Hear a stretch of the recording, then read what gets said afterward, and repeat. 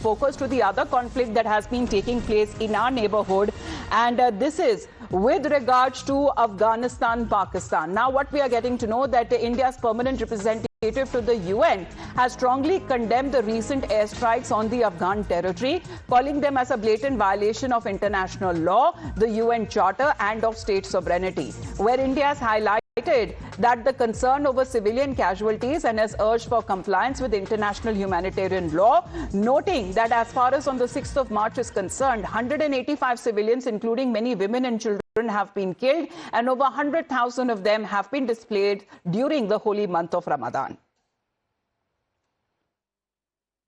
The Secretary General's report also expresses deep concern at civilian casualties caused by cross-border armed violence. We reiterate and support the Secretary General's call urging compliance with obligations under international law, including international humanitarian law, and ensuring protection of civilians. India strongly condemns the airstrikes on Afghan territory, which are flagrant violations of international law and the UN Charter and the principle of state sovereignty.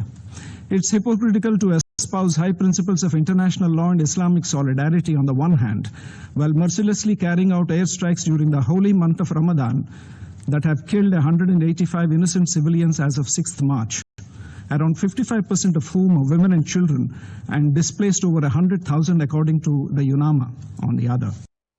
Right. Shinjoy, as far as when it comes to the strikes on Afghanistan is concerned, it is clearly being carried out by Pakistan, which India has now raised a concern. It's one thing to have a border clash. It's quite another for your Air Force to bomb the capital city of another country. That really takes things much, much further. Now, if that has happened, and it has, and civilians have suffered, particularly women and children, then it must be brought up before the United Nations. And that is what P. Harish, the permanent representative, has done.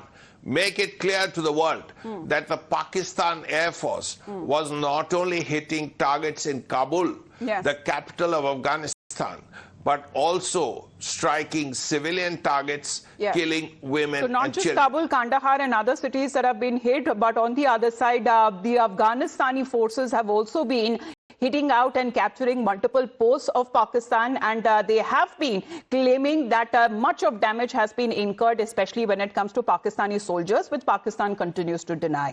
Thank you very much, Shinjoy, for joining us here on the broadcast. We're going to head into a very